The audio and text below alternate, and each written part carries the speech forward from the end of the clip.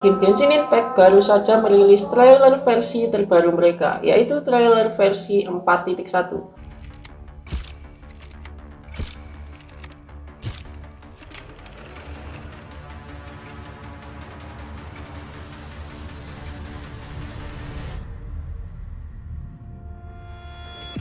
Halo guys, balik lagi bareng gua Bang Tot. Kali ini kita akan membahas tentang perjalanan game mobile dan berapa uang yang dihasilkan Genshin Impact.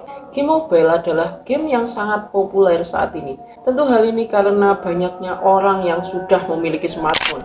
Saat ini ada banyak game mobile yang bisa kita mainkan, mulai dari game Mobile Legends, game paling ramah sejuta umat, PUBG Mobile, hingga Genshin Impact, game kesayangan para wibu. Apa? Nggak suka gua katain wibu, mau berantem? Game mobile mulai melejit pada tahun 2009 saat genre tap and slide seperti game Angry Birds mulai dirilis.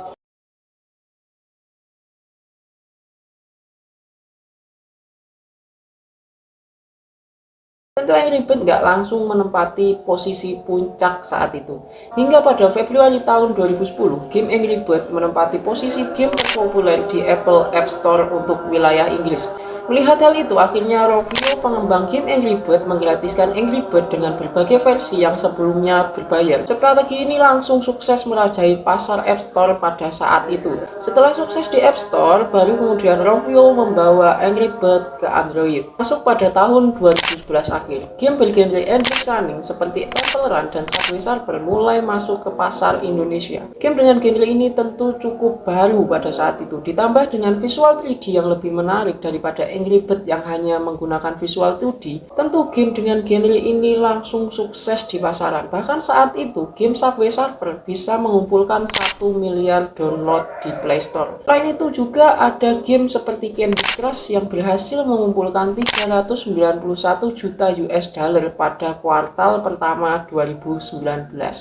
Wow, banyak banget duitnya guys. Di sini pasti kalian sadar game-game yang gue sebutin tadi semuanya memiliki gameplay yang sangat mudah dan gak terlalu menguras konsentrasi. Hal inilah yang menjadikannya sangat adiktif. Gimana enggak? Walaupun terkesan low effort, game-game tadi cukup memberikan kesan tantangan terutama di setiap level yang berbeda. Kita masuk pada tahun 2012, di mana pada tahun ini adalah fase beralihnya game offline ke offline. Tentu perkembangan game online pada saat itu nggak lepas dari kepopuleran game COC atau Clash of Clans. COC ini dirilis oleh Supercell dengan membawa gameplay simulasi yang mengajak para playernya membangun desa hingga membentuk pasukan. Yang intinya game ini simulasi perang antar desa gitu guys. Gameplaynya juga cukup fresh pada saat itu, di mana player yang online bisa menyerang desa player lain yang sedang offline, begitupun sebaliknya. Selain serang menyerang, game COC juga ada fitur untuk membentuk klan sehingga para pemain bisa bersosialisasi dan berbagi prajurit dengan anggota klan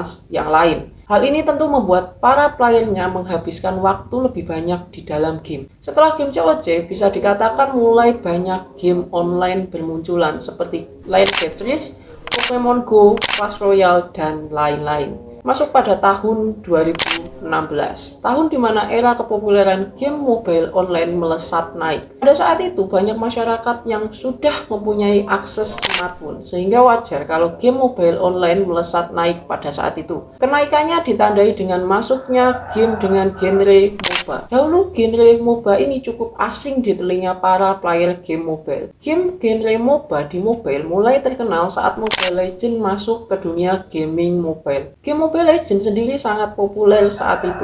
Selain karena isu tentang plagiatnya, game ini memang cukup adiktif untuk dimainkan. Hal ini dikarenakan adanya sistem ranking pada game ini, sehingga banyak player yang ingin mengalahkan pemain lain dan terus-menerus menang. Karena kepopuleran Mobile Legends di pasar mobile, mulai banyak developer yang melirik pasar industri gaming mobile. Terbukti dengan adanya genre-genre baru yang dulu tidak ada di pasar mobile, seperti Battle Royale sampai RPG. Game mobile sendiri merupakan penyumbang salah satu pendapatan terbesar di pasar game. Menurut statista, game mobile pada tahun 2022 pendapatan tahunannya mencapai 91,8 miliar US dollar. Salah satu game mobile dengan pendapatan terbesar adalah game Genshin Impact. Genshin Impact sendiri sudah dirilis sejak September 2022 dan langsung berhasil mengumpulkan 127 juta unduhan. Meskipun sekarang Genshin Impact sudah cross-platform, namun tetap pendapatan tertinggi game ini salah satunya berasal dari platform mobile. Kabarkan Genshin Impact sudah mendapatkan keuntungan hingga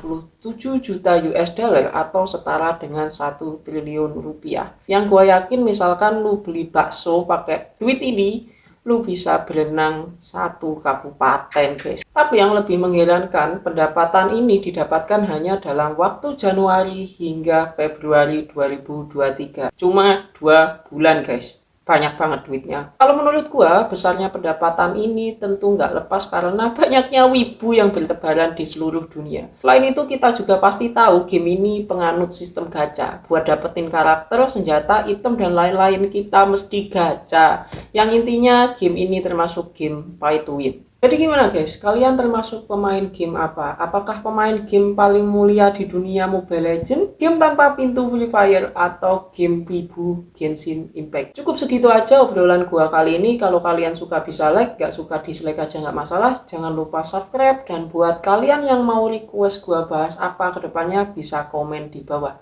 Gua Bang Tot, sampai ketemu di konten selanjutnya. Dah.